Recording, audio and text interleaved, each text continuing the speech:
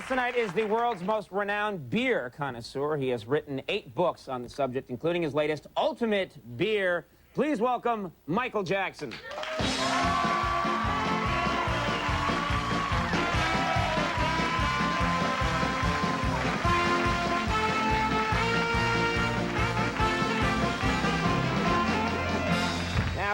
Michael, this sounds like a dream job. Your job is to taste beers, right? Drink beer. That's what somebody's got to do it. Right. And how much beer, for example, have you had today?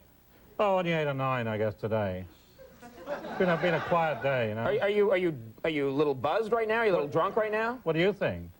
I think that's a pretty rude thing to say to somebody. You know, I'm your guest, and you say that to me. Okay, all right. You've had 8, 9 beers. All right. All right. Let's move on. Shall we move on? You're drunk. How much beer? What's the most beer that you've had in a day? I've been known in a day, quite often actually, to have about 100 beers. You have 100 beers in a day? You know, when we say how do you know? Like, how do you count after 60? I mean, how do you know? Oh, I can go on to 70 or 80 before it gets difficult. Mm-hmm. Yeah, but I mean, is there a bathroom break in there somewhere, or? They get more and more frequent. Haven't you noticed? Uh-huh. Now. Yes, I have, when I occasionally partake. How much beer do you have in your house? You must have, because you are the world expert on beer, you must have beer companies sending you free stuff. They do. I mean, the mailman calls about 6 in the morning, and FedEx come at 7, and UPS come at 8, and by the end of the day, I mean, I'm up to speed, you know. I have about 1,500 beers in my house normally. Is your house just made of beer bottles? I mean, where do you keep 1,500 beers, seriously? I have a building next door to my house. Actually, it used to be a brewery. So it's very opposite. So you have a giant keg next to your house, and a hose runs into the side of your house, and you sleep near the tap. Is that pretty much how it works? That's pretty much, you got it. Yeah, you've been there, haven't you? Perhaps not. That was out of line. Okay.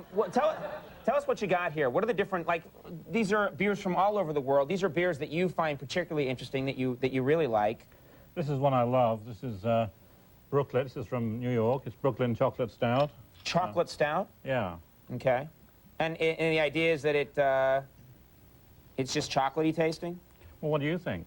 Well, have a sniff at it. I want to try this one. I never tried this one before. This is like Cocoa Puffs. This is this is just chocolate. This is really good.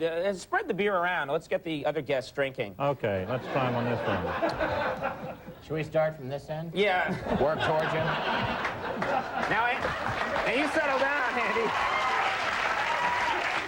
This is the strongest beer here. It's 18%. Woo. Where's the Flaming Stone beer gone? Oh, there it is. What beer is that? What is the beer next to the chocolate beer? Next to the chocolate beer, this one here? This beer's gone. That right there. Strong. That's a strong one. How you doing there? I would say that's an ice bock beer of 18%. I can tell from looking at it from here that it is. Okay. I want to try the Flaming Stone beer. You want to try this one? Yeah, just mix it all in. I don't care.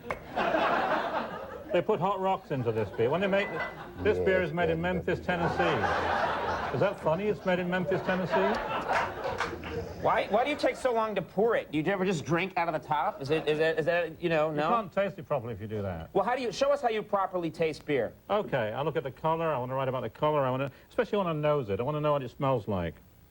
Kind of beery, huh? Well, what do you think? It's beer. This beer is made with hot rocks. I was hoping you were going to get hot rocks when you sniffed it. They heat hot rocks and they throw it into the beer. Yes. Why? Didn't you get hot rocks when you tasted it? I didn't taste that one yet, no. No, I don't.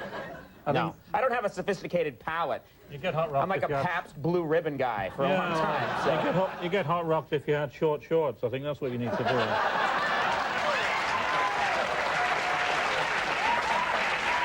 Anybody like hot rocks?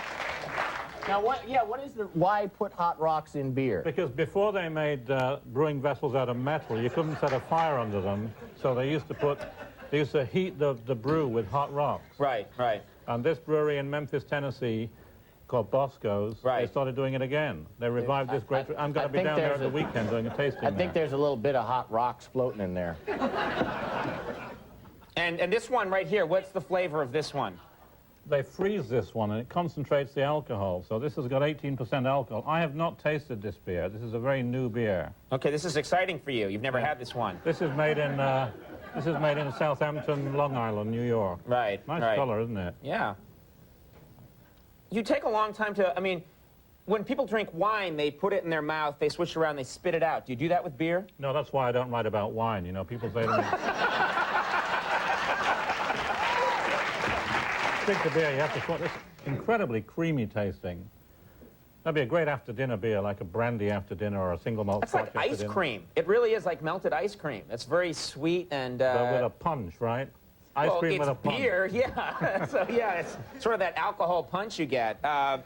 Isn't beer bad for you? Some people have said that beer is not a good idea, that red wine's healthy, but beer is bad for you. Well, I don't know, people say that if you drink, you know, if you don't drink, you live longer. That's not true. It just seems longer, that's all.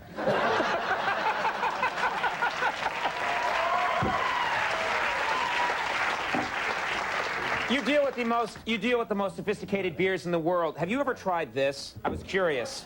This is... I have tried that beer. Would you try some now? I mean, I really would you do have the to. same test? Yeah, I want you to try some Old English 800 brand malt liquor. And I just want to...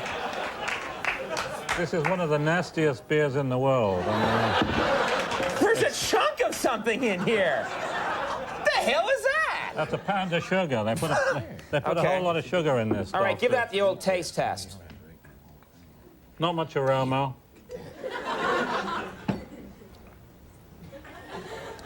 It's just kind of bland and sweet and why do they call it Old English? I don't care, but you have one of these and you're on the curb in half an hour. It doesn't seem to matter. Which I don't recommend. All right, well, you know, I really do. It sounds silly. A book on beer sounds like a silly thing.